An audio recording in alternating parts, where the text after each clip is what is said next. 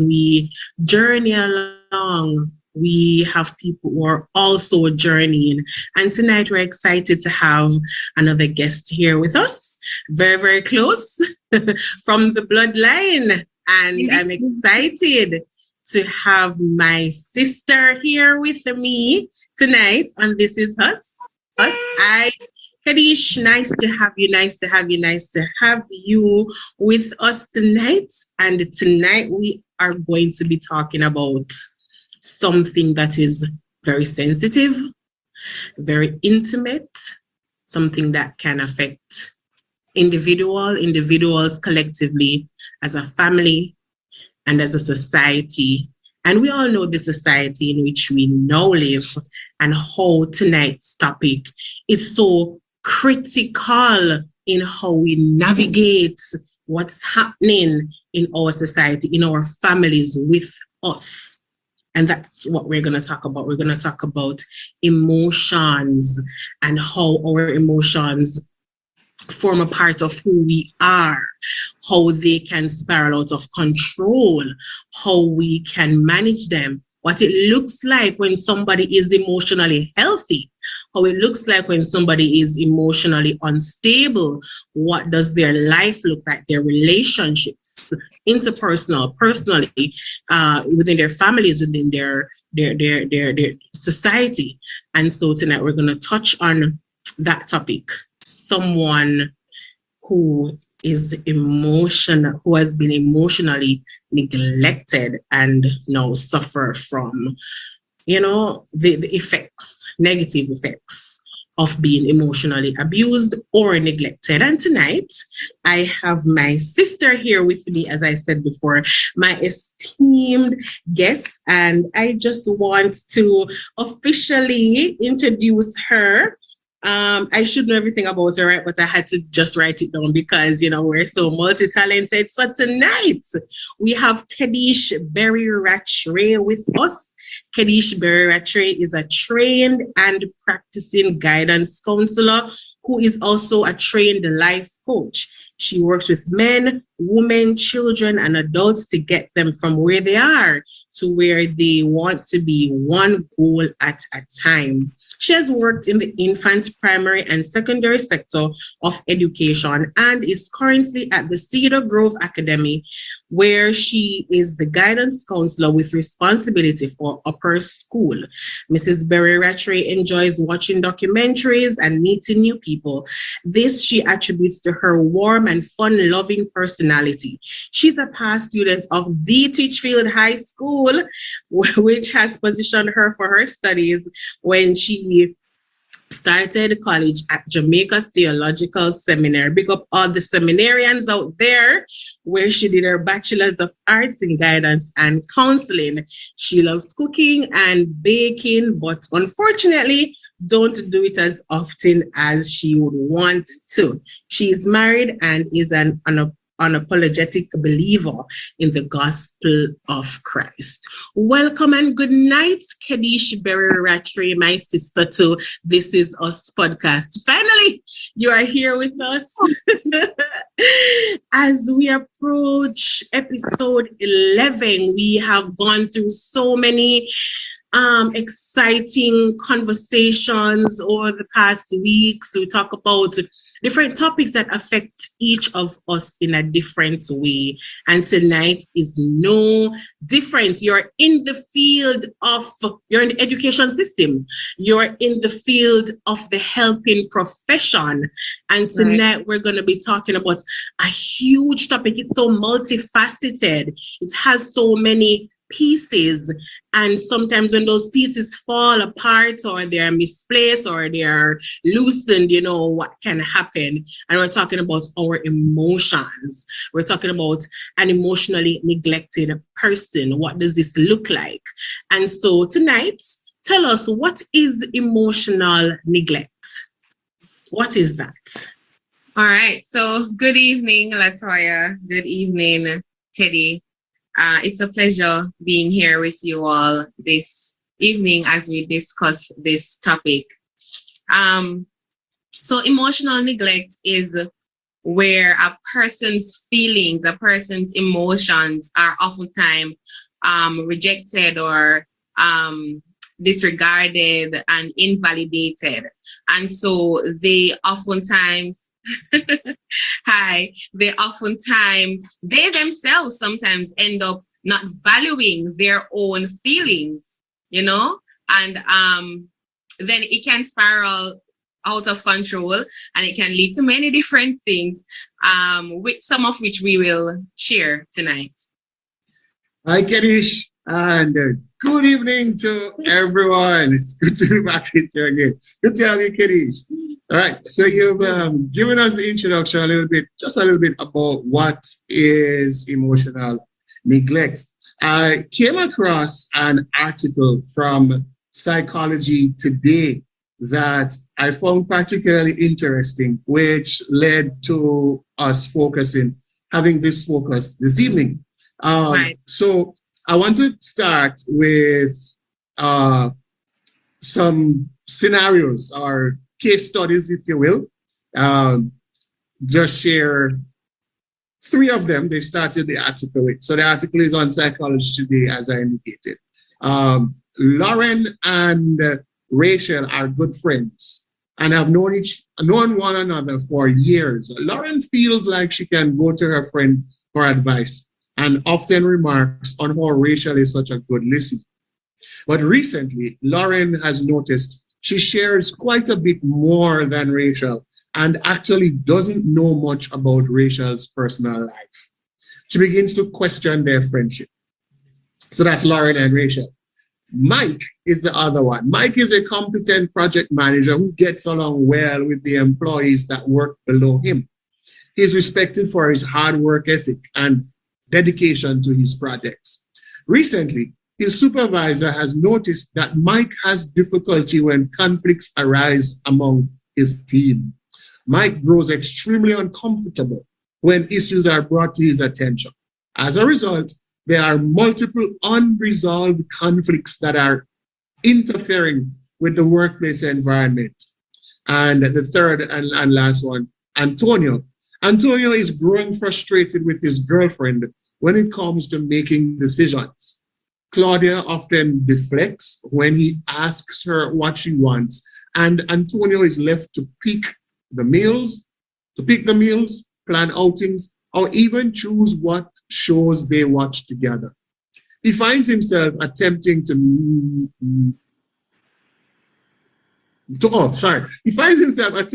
mind read since Claudia seldom shares how she feels. And the question posed by the article is, what do Rachel, Mike, and Claudia have in common? On the outside, they seem to have it all together, but the people around them slowly uncover areas in which they struggle. And these cracks in their foundations stem from childhood emotional neglect. So 3 different scenarios, 3 different case studies, but the article is positing that what these 3 sets of persons are exhibiting, their behavior, is as a result of a foundational issue, emotional neglect, and it is being traced all the way to childhood. Right back to the childhood. Is there truth to that theory? Is that theory is that a solid theory? How significant is the emotional bonding and a child receiving emotional connection? How significant is that to what happens to them as an adult? These are all adults here. What's happening here? What's up with that? All right. So in all scenarios, there are clear signs and evidence of emotional neglect. So one would have pointed to avoiding conflict or having hard conversations. One would point to invalidated feelings and so forth. And we find that the reason why this tracks back to the childhood is because that child, or rather that person, didn't learn to express themselves. They didn't learn to know that it is okay to feel. They didn't learn how they can express themselves. And so when that tend to happen, you find that some persons start to suppress their true feelings and even their true thoughts. And there are actually theories and psychologists too and studies would have even stated that some emotional neglect can even lead to mental issues. Well, absolutely. Very serious. You take if we were to take the extreme of antisocial behavior, Right. and even we call it the serial killers, right? Right, Yeah. Borderline. Personality disorder, and those who go on to be serial killers. A lot of the longitudinal studies, long-term studies that have been done on such persons, the lack of emotional connection seems to always emerge as a common factor. Right. And also cognitive and emotional delay as well in children, that is. So the cognitive delay would of course affect their speech, and of course most times once speech is delayed, then sometimes learning is actually delayed. So parents have to find ways in which they can validate their children's feelings. Don't disregard how they feel, and sometimes we find that as a people, Caribbeans, Jamaicans, we tend to shun emotion. You're hitting the point right there, because I was about to say that to make a point. Yeah. I remember, and some things we just take for granted, some things we think doesn't make any sense at the time, until afterwards you said, oh, this led to that. Because I know growing up, and even when going to infant school, basic school, when we're introduced to the different faces, a smiley face, a sad face, an angry face, an upset face, and these help us to understand what we're feeling at the time. So if a child may be upset or maybe sad or happy, they can point to the face or the faces that would express or means what they're feeling.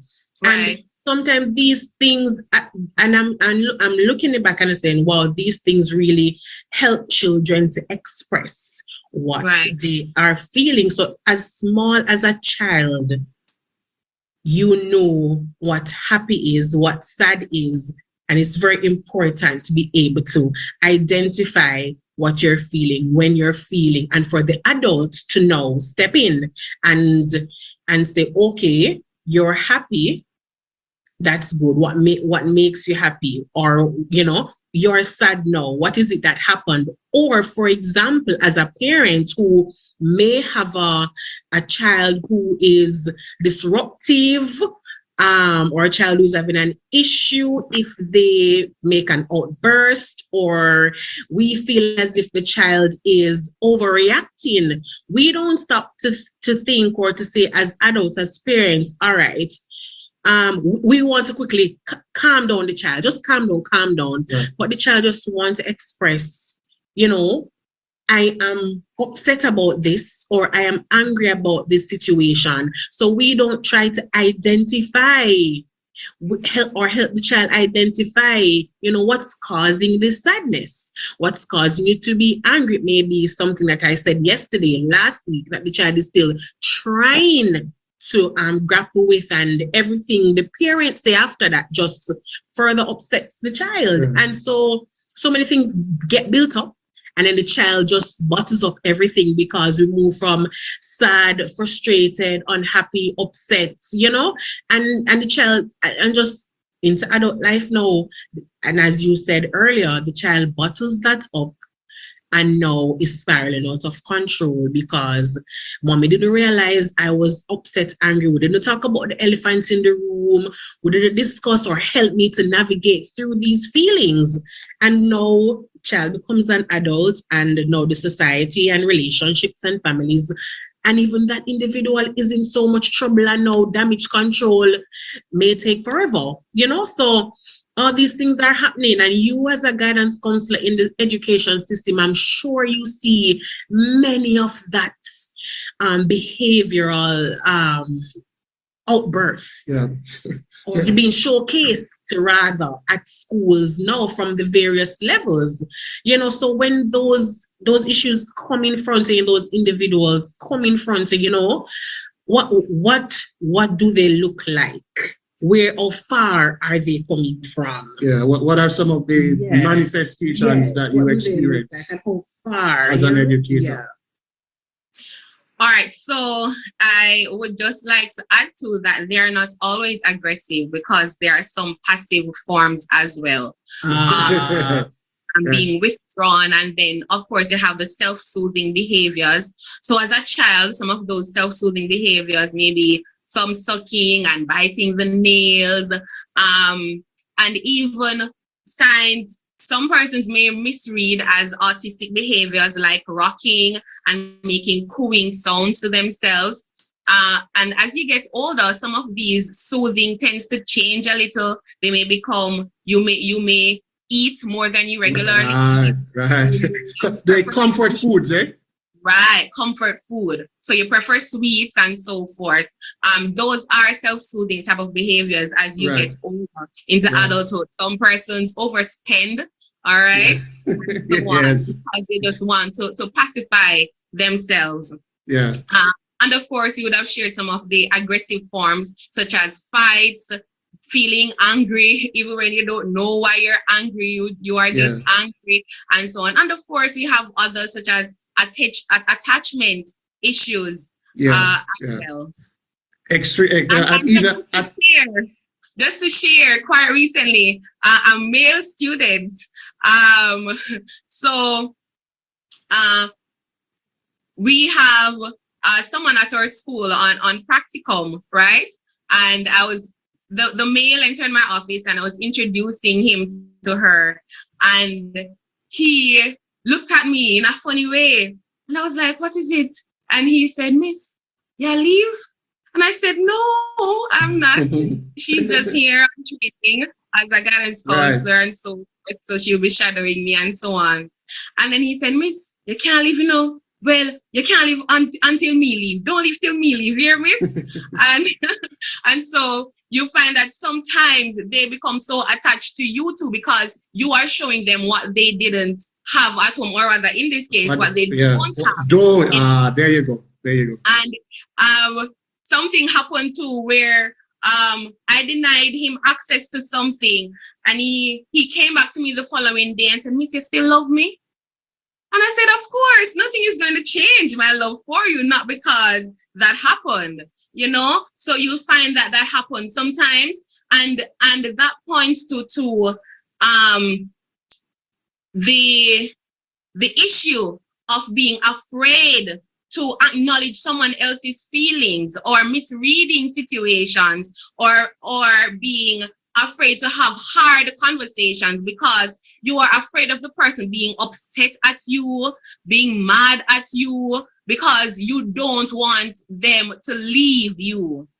Right. You depend on them so much. Yeah. And in a very real way, what you just described is really an expression of low emotional intelligence. Because a big part of emotional intelligence is our own awareness of and sensitivity to our own feelings, being able to express them, but also to read and understand the feelings of others. And when you look at the extent to which so many of our adults themselves were emotionally neglected, and so there's this cycle, because I was emotionally neglected. I'm now an adult. I'm kind of disconnected from my own feelings. I'm gonna be passing that on to my child, and then the child comes up with that deficit, and the cycle continues. Right. And so, we find too that sometimes it happens a little subconsciously, because you might slap the child and the child is crying, and some parents say, "Why your boss are getting on for ball? You getting on for ball?" You know, and so the child feeling wasn't validated, and they're not saying, okay. So I learned that if something hurts me and I cry, that means I am sad, but yet still mommy and daddy are asking me, why am I sad? There's nothing for me to be sad or upset about. So they're questioning, and so their whole emotional equilibrium gets thrown off balance. They don't know what to think. And then even now you have some adolescents who approach their parents about how they are feeling. Mommy, I am sad. Mommy, I think I'm depressed. I sometimes consider suicide because of this and so forth. And you tell them, so they don't have nothing to worry about.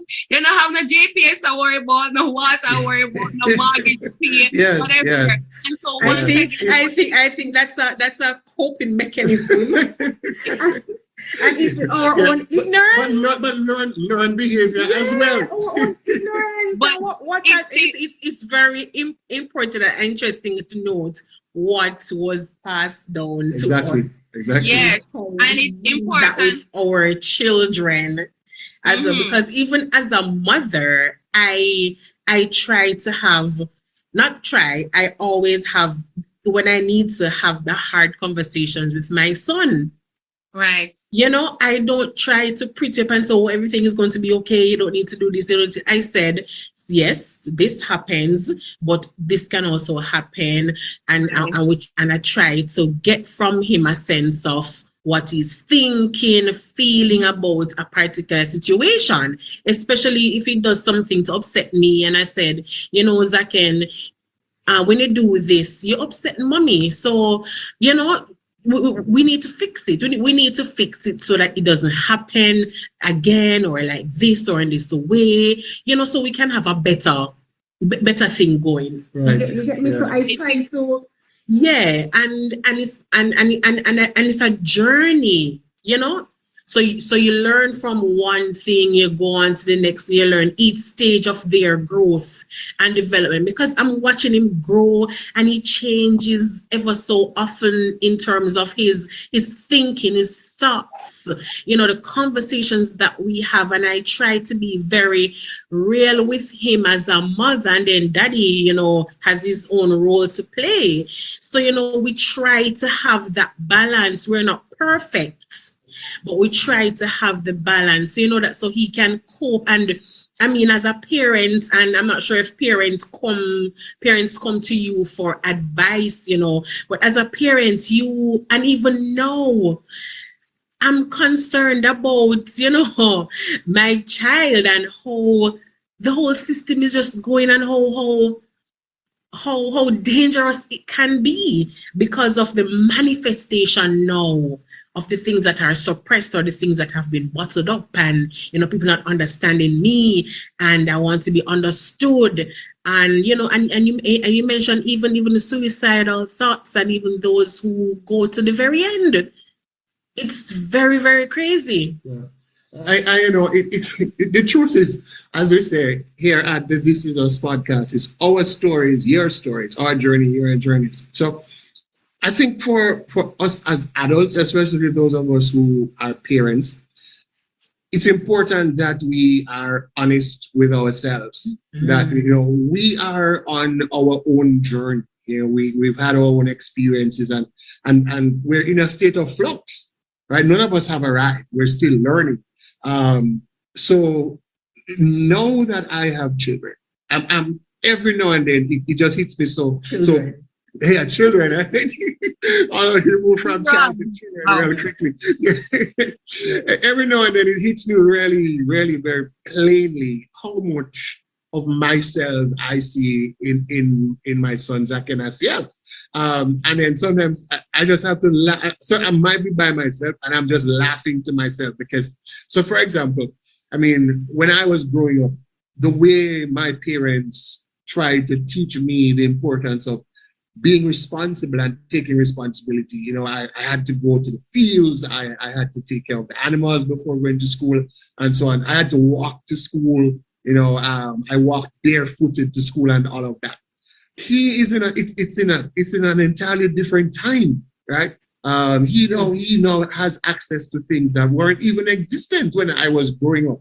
But at the same time, I still want him to learn the importance of being responsible, and I still want to make sure that I teach him the importance of not wasting things, for example.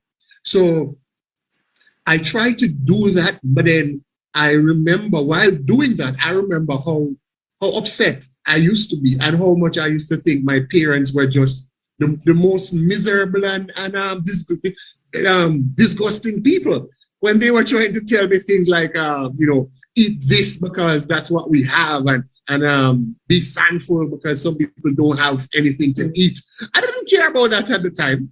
But no, I have to be saying those same things to him, while at the same time not trying to not put him in a box, because now that I am aware of how important it is that we not stifle a child's exposure to and discovery of their own emotions, so that they can learn how to manage that, because management of the emotions is so important.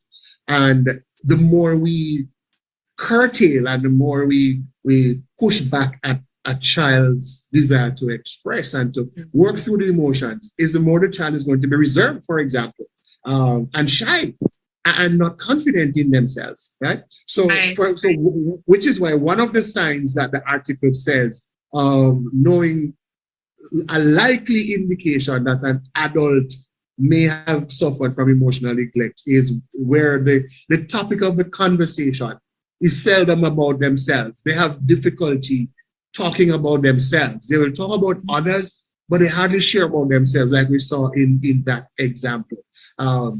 What has been your experience with that, in terms of whether teenagers or maybe even adults who are perhaps very hesitant to share about themselves, or just overall people, adults who exhibit whether low self-esteem or signs of low self-worth?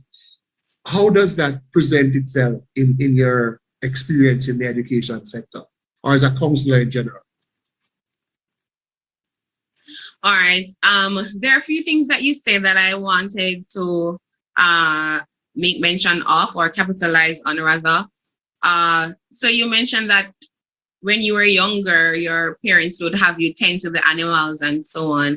And just to share before we even get there, that is actually one way in which a person can cope with or treat with emotional neglect in a child or even in a spouse. Giving them something to care for, or rather to practice compassion, because that is the aim of it. You have to get them to practice compassion. So you may get them a pet or a plant or something, so that we can tend to that thing, to care for it. Great. Very practical. Very practical. That actually helps. All right. And so you were asking about those persons who tend to avoid talking about themselves. That's because they don't know how to label the things that they are experiencing. They don't know how to say that I am unhappy. They don't know how to say that I am sad. And most of the times too, it is because they don't know how you may react to it as well, right? And so they avoid these types of conversations. In the school system, sometimes I may encounter children who, in the counseling realm, we call them difficult clients, where it takes a while for them to open up, right? Yes. Like you have to use a chisel and hit because all the walls are up. Right. So sometimes it takes a while for them to take down the wall that they would have built. Because it is so hard for them to let someone in.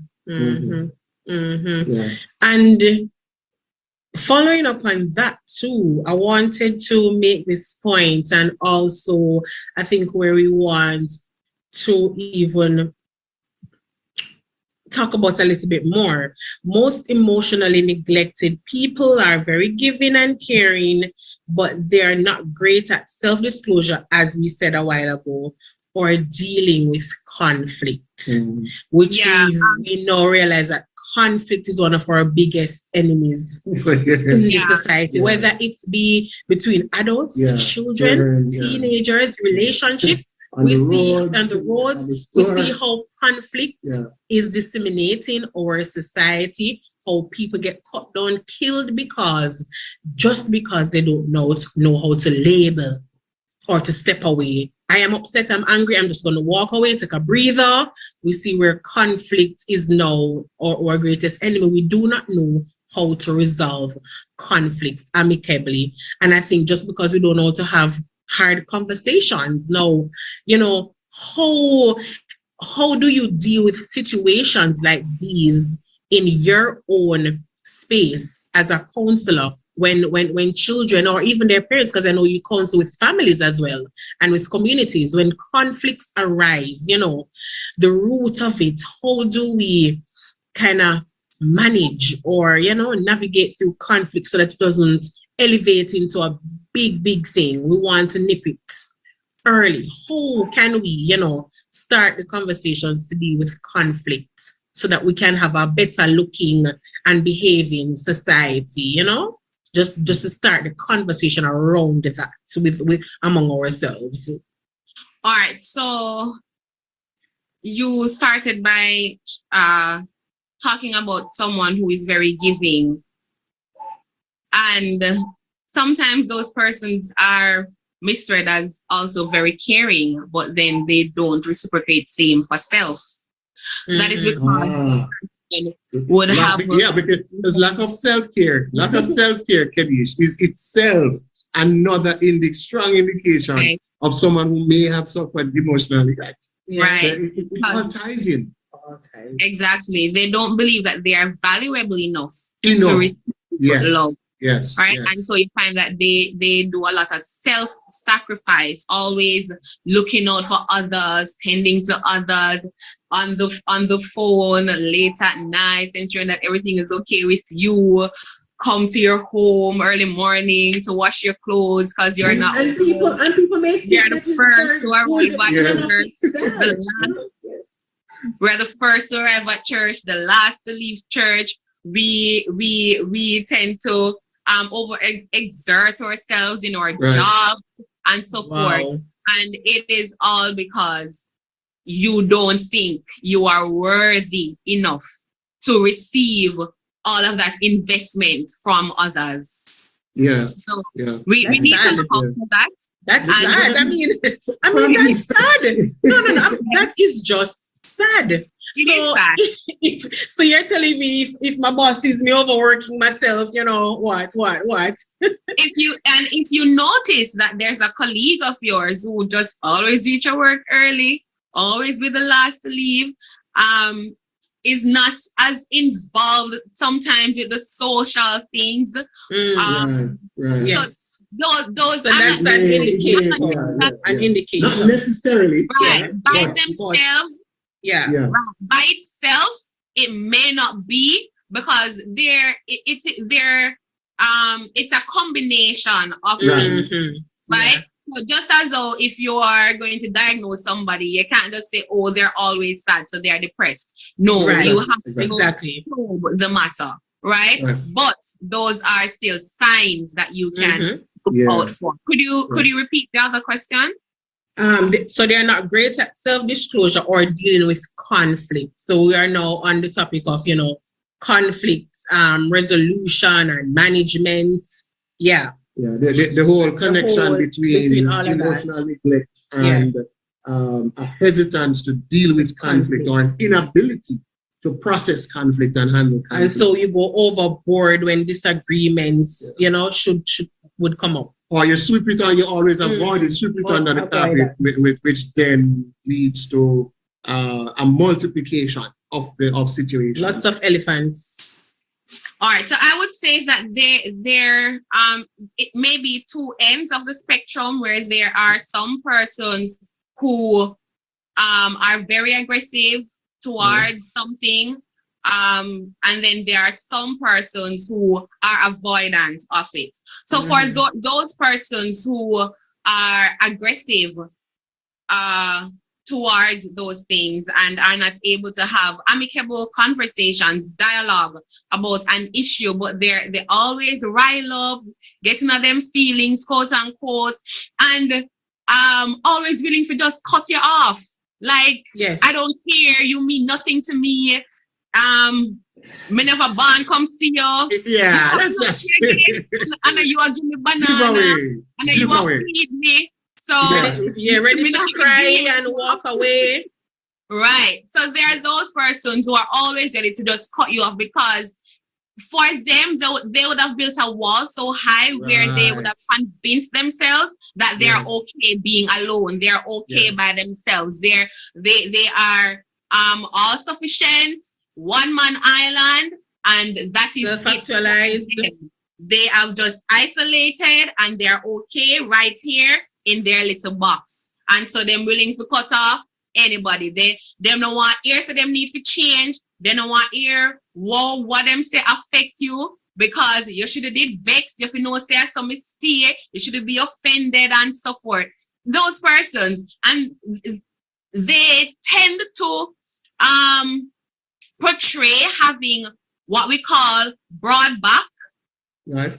But in reality, they are very thin-skinned, fragile, very fragile, and they break easily. And that is why they tend to put up this type of facade.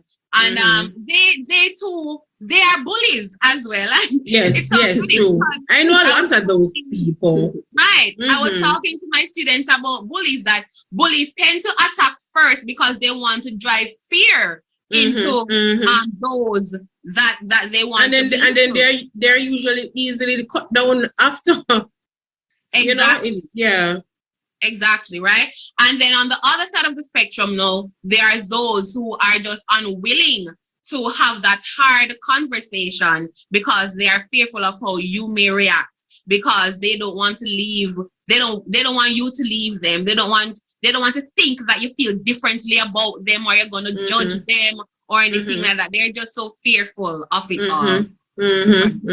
Wow, that's a mouthful. It's a whole series in and of itself. I mean, it's interesting how, one little thing just throw off your entire life, and then you have to go find yourself, fixing yourself and, fix what you mash up indirectly, and when it comes to relationships now, we Teddy shared a few scenarios.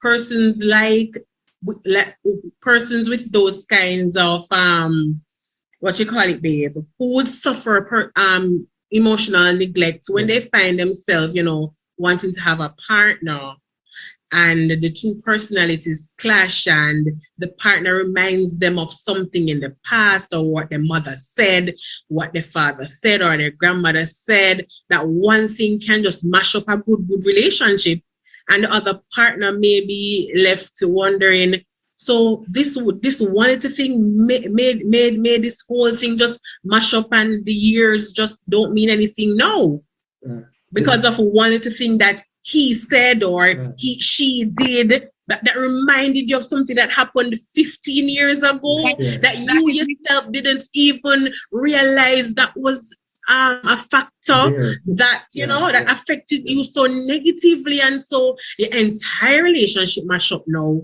because you never realized that one word or thing that your partner did impacted you so fiercely.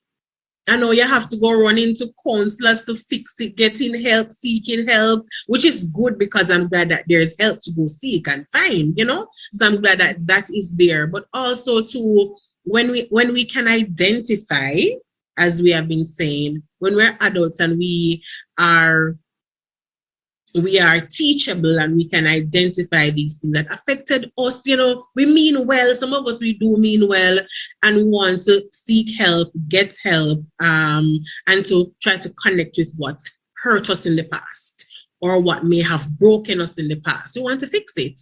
A lot of us in the society, we interact with people every day. You and I, we see people on the road, we see situations, and we want, by just sitting where we are right now and we're looking out, we can readily identify things that we saw today, that we saw last week, that we know that people have things, people have issues. People are dealing with issues from the past. People are now coming into, this is what hurt me. This is what has, made me this way. And I want to work. I want to work on it. I want to fix it. So it's just.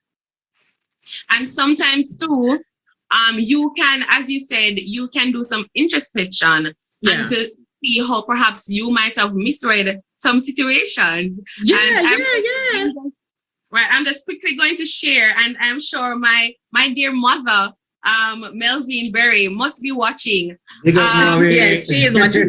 I'm sure she's watching. Right, because I'm going to share something from my childhood note, something that I shared with a student recently, that when I was younger, somehow I thought, and the middle child syndrome and so forth. Oh dear. I thought that I wasn't as loved by my mother, particularly in over you, Latoya, and Tamika. You are the first. Tamika is the last, right? Oh my God. And when I got older, when I went to college, and I, you learn stuff, I debunked that. And I would have attributed it to personalities. So you are, at that time, you would have been, outgoing, and Tamika, talkative, outgoing, and so forth. For me, I would always perhaps be in my room or watch movie. I like to be. I know the roles have switched. I know, right? Just saying. And so for me, let me point out, for me, the reason why I think I wasn't as quote unquote loved at the time was because I didn't go a lot of places with my parents. I didn't think that they took me out a lot, right? Mommy would bring you along with her and so forth, but that's because you had that personality. So she was administering to the personalities that she saw emerging in her girls. And then later on, I looked and I said, and I could look back and I could say, well, Mommy used to administer to my personality too, because she would still come to my room, knock on the door, Kedisha, all right? Remember to eat because me no eat, right? We never used to eat. Remember to eat, I used to stay downstairs a lot, late at night, watching TV and so forth. I used to hear Mommy coming down. Kadish, remember forgot your bed, Remember forgot your bed. You're gonna make the TV suck out your eye. Right? So she used to attend to the personalities in different ways that she saw in her girls. It wasn't because she didn't like me. It was because she wanted to nurture, or well, to let me continue to use the term, to administer to that side of me, to love me the way in which she saw me, because she saw me as someone who I used to just like my space when you guys just used to always out and about and so forth. And so sometimes when we get to that age and stage and we can recognize that, hey, I misread a situation when I was younger. It is okay. It is okay to take it back. It is okay to forgive yourself too for misjudging and very important. Forgiving self, very important. Because if you don't do that, then you will continue to have that certain type of feeling towards self-sabotage, or your sibling, or even yourself, because you wouldn't have navigated the situation properly and now is refusing to process it. And I am so happy that I would have learned to process it. Not that it had affected my upbringing or anything in any way. So I just wanted to highlight that as something personal that I would have come to acknowledge for myself, and was able to reframe the situation, because there are many times so many adults refuse to reframe a situation, and it is completely okay. It's okay. You recognize that's okay. It wasn't the way I thought it was. Right. It is all right to reframe the situation so that you can process. Say it louder for the people in the back. Relationship. It is okay to reframe. Come on. Get a hold of yourself. Let go. Come on. Be adults about it. Be mature about it. Exactly. Be real about it. Be real, Right. be honest Right. and real. Something mash you up, but you say, let me just look on it again now and see, Yeah.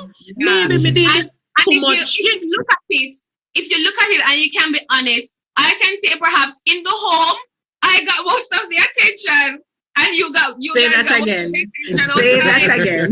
Because them always did have to check up on me now, come always did knock away and ensure that Right. I'm okay. So if you guys were to perhaps start thinking that way too, to say, oh, mommy always a checking on Kedish and a checking on Right. Why is she always checking up on Kedish?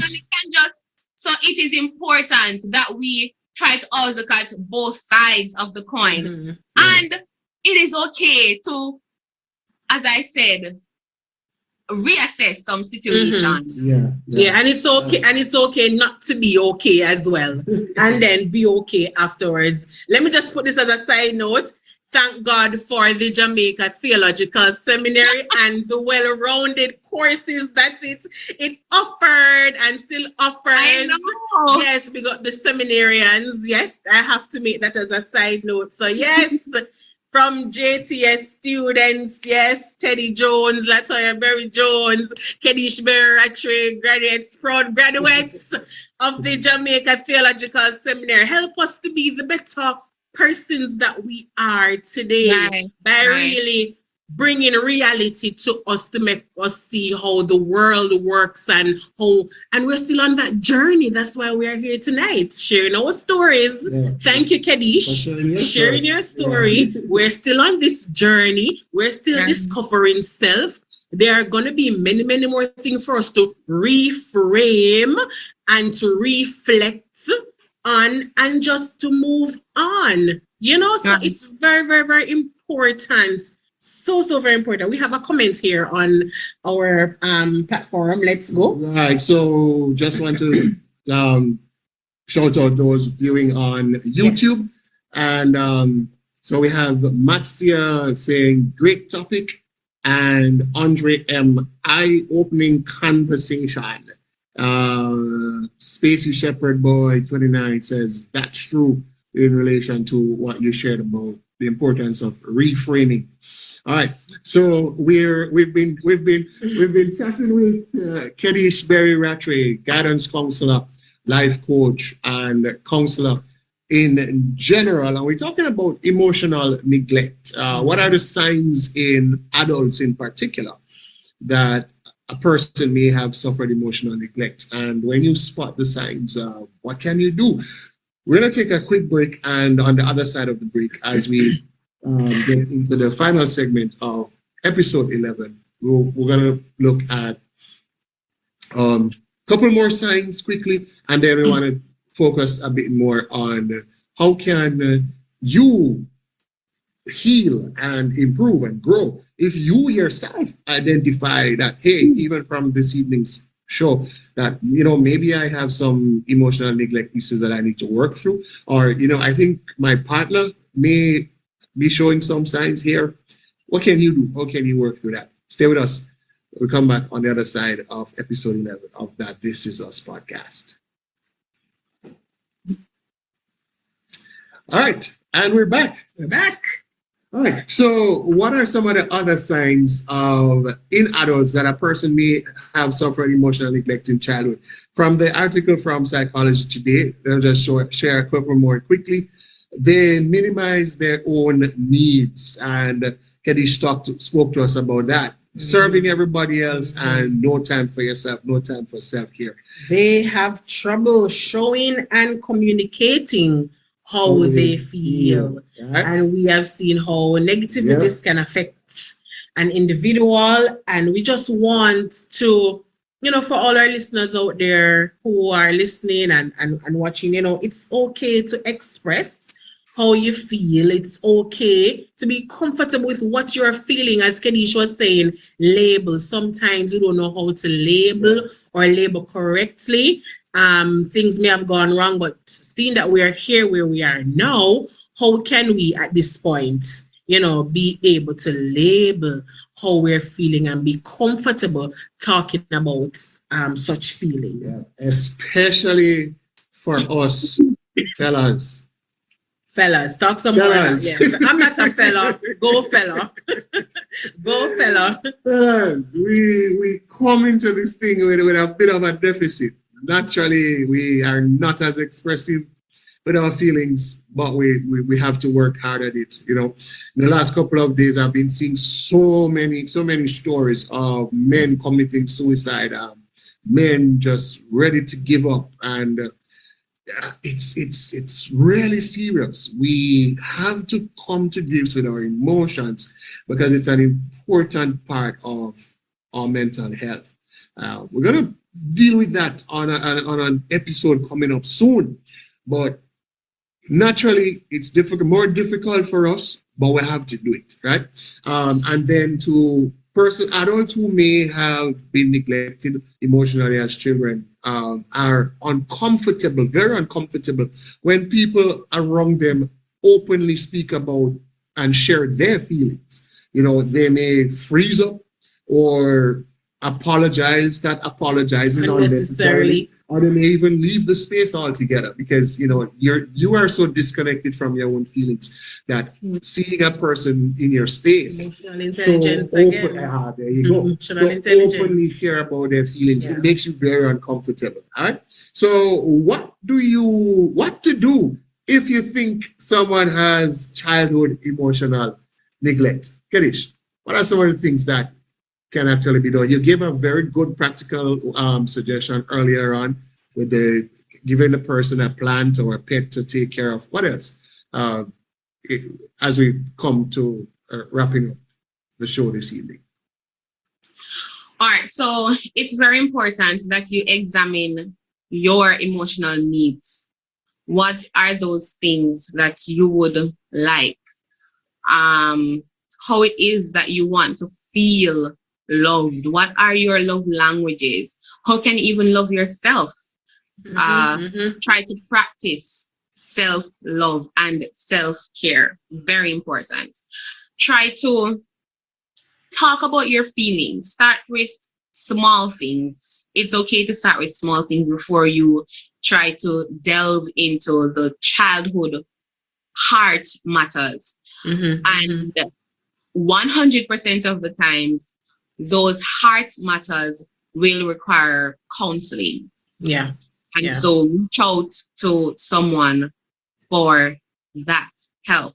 It's important to also be specific about your needs. Don't shuffle or as we call it, generalize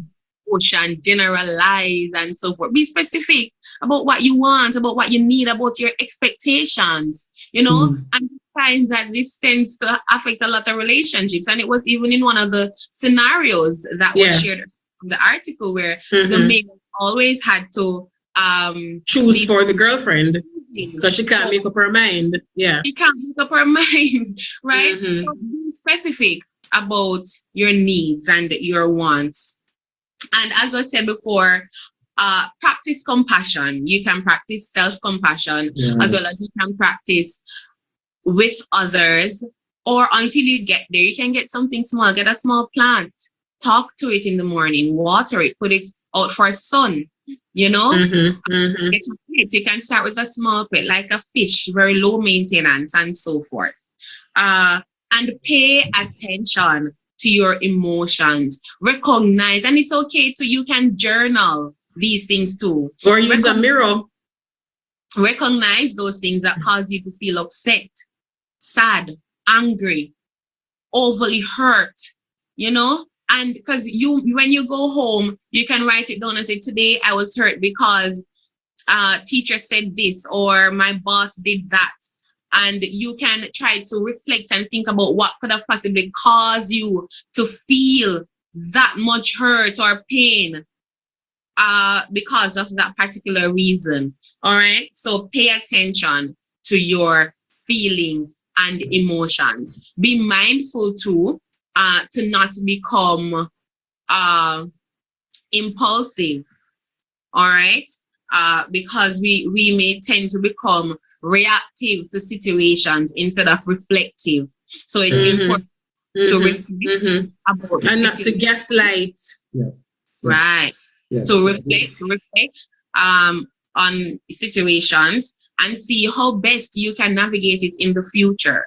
Mhm, mhm, Right. Yeah, mhm. the reflective life is something that we don't talk about Yeah. enough, and it is so important. And again, you spoke about journaling, very very powerful and so easy to do, right? Yeah. But overall, loving your spouse, loving your partner means helping them where you see there might be some cracks in the foundation.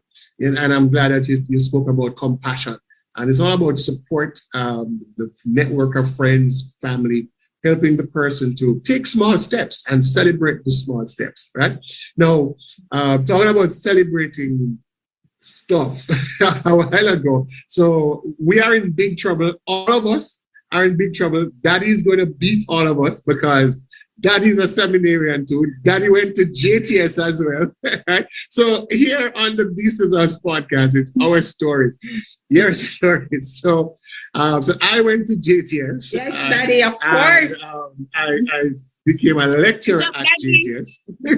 And then Daddy came to JTS and he became my student, right? And then years later. Don't you think we were going to try to date stuff like, so how did I get into the mix? Yes, Daddy, pick up yourself. JTS grad. So I went from being his lecturer to being his son-in-law. And of course, both Kenisha and Latoya were at JTS at the same time. So only mommy hasn't been to JTS yet. And Tamiko. And Uncle Richie and Uncle Cordell. Yeah. Yes, Kenisha. So I know. We have to bring, Yeah, right. Yeah, You'll meet Cordell soon, and you'll meet Uncle Richie soon, and all of that. But so big up, Daddy. But for folks, seriously, look, as we say, life is in relationships, and relationships are life, and the quality of our relationships determine the quality of our lives. We don't always get to determine how we start, but we always have an opportunity to determine our present and to determine how we end. So let's keep working on ourselves.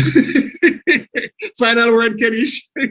Yes, I come down today. Pick my hand up. I see that hand. I want to share before we sign out for tonight. Adults who are in relationship, some signs that you can look for in your partner, if it is that you can sense that somehow there's a little disconnect. So some signs that you can look for is your conversations are always fact-based. So there's no deepness to it, always on the surface, discussing what's happening on the television, discussing the weather, discussing the children. There is no depth to your conversation. You can also authentic. Right. You may also experience loneliness, even though you are married or you're in a committed relationship, but somehow you feel lonely because there's no connection, right? There is no bond between you and the person. Also, there is a lack of or no warmth or expression of love given towards you or your partner outside of sex. So sex most times becomes the buffer for the relationship to show the person that you care for them or you love them. Say, hey, I'm here. As well as the person may always tend to be on the defense, just always have to prove themselves right. Always have to, just prove a point, tend to feel attacked when you're talking to them and so on. Wow. So really look out for those things. Right. Right. So, I have to share because it's something I want to see affecting and causing the death to relationships, as well as a counselor, I wish to share with any parent or prospective parents who are on tonight too, because this is something that we don't want to see be perpetuated, especially the fact that We are how many years away now from 2030? You know, and we want Not to far. Not much. Just far. just 2030 for just 7 Jamaica, right? years. A place where Yeah. we can live, grow, have families, and they Yes, have raise added, their families, do have, business. Yeah. have businesses, and they have added Yeah. retire Yeah. as well, Yeah, and not for Jamaica, but for our personal growth, to look out for the growth and development of our family. So parents, just try your best to show an interest in your child. Whatever activity, curricular activity they may want to do at school, find a way to put it in the budget for them to get involved in something at school or at church. You want to allow them to be expressive. Is it that they want to do karate, to dance, join the football team, to be an illustrator, whatever it is, show an interest. Also, in their work, when they get home from school, look through assignments with them. Don't just always reprimand the child. Why you get 2 out of 10 wrong? You should have get 10 out of 10. You're brighter than this. You're better than that. Or don't compare the child either. If the child have an older or younger sibling or cousin or whoever it may be, don't compare your many child. things. Wrong. All right. It's important for you to at all times avoid verbally abusing your child by showing cold shoulder to your child's feelings or saying insensitive things. Or, Jamaicans, we tend to just speak. We are expressive by nature. Yeah. All right. However, we have to be so guarded when it comes onto the rearing and upbringing of our children, and be mindful of what we really have to bridle our tongues. We have to take on that spirit now of bridling the tongue when it comes on to raising our children. All right. So something spill. Nobody tell the child you're clumsy, you can't hold on back good, or you're so workless. And so And those are the first things that come out. That's so much worse. Exactly. Your finger they make a butter, a slippery finger you have. So those things that to us are not really nothing, but you don't know the damage that you are creating in that child's self-esteem and self-worth. So true. And right, it's important to express love and care for your child. Let them know that they're wanted, they're appreciated. Love and When appreciated. From school, first thing you do, hug them, kiss them. Something, let them know that they were missed. You never see them for 8 hours of the day. Sometimes some of them end up going to after school care. Right. You don't see them until probably 8 o'clock. You don't see them from 7 to 8. That's more than 12 hours for the day. And the first thing you do is say, what make your clothes, what make your school clothes off dirty so, what make your shirt out of your pants, what make your shoes dirty so. Yeah. Look how long mommy not see me. This is the first thing mommy have to say to me. So, just be mindful of those things. Practice. And these are small things you can do to practice. Hug your child. Yeah. Hugs. All right. Listen, Kanish, you're done gone into part 2 already, But we have to, we can never exhaust. These are the basic things, but the things that we're just not getting right. So we're going to have to come back and talk some more about that, because there's so much more to explore, because the emotional stability in childhood it follows us all the way through. Sure does. And you have to start from even while the child is in the womb, right? But that's, as I said, that's a whole other episode right there. But we're gonna come back, and as I said, we're trying to plan a special one where we have the whole family, all the families. So and the crew. So we went to JTS. Mom went to UE and FIU, and Tamika went to UTech. So we don't want any of the schools to get left out. And Cornell went to UE. All right. But you get to meet the whole class. All of us. She went to Heart, yes. She went to Heart. Oh my goodness. Yeah. Once you start calling names, I'm just calling you see why people get this so big up Heart, big up UE, big up Tech, big up FIU. Education. Yes. Whatever whatever your pursuit, Yeah. whatever your vocation, go hard at it and do it well. Mhm. Right? And I mean, parents, again, look, not every child is going to be a doctor. Not every child is going to be a lawyer. Not every child is going to be, the so-called big things. Every child is intelligent. Mhm. Stop asking the child, how intelligent are you? Ask And them, start how asking, are you? how are you intelligent? Mhm. You'll hear more on that some other Yes. time. And I want to big up mommy and daddy for investing in You know? your children. We appreciate Yes. you all the time. Thank you so much. Yes. So Follow the channel at that This Is Us podcast on YouTube. This is just Jones Clan on Instagram and Facebook. Subscribe, spread the information, share the videos, send your comments, send your questions, and let's keep improving. Let's go for great, go for excellent in all that we do. it was great having you, Mrs. Berry Rattray. With God at the It was center. great. Next time. You know, Yeah. So much for good. having me. Come on. See you soon on set once again for This Is Us. I'm Teddy Jones. And I am Latoya Berry Jones. And This is us.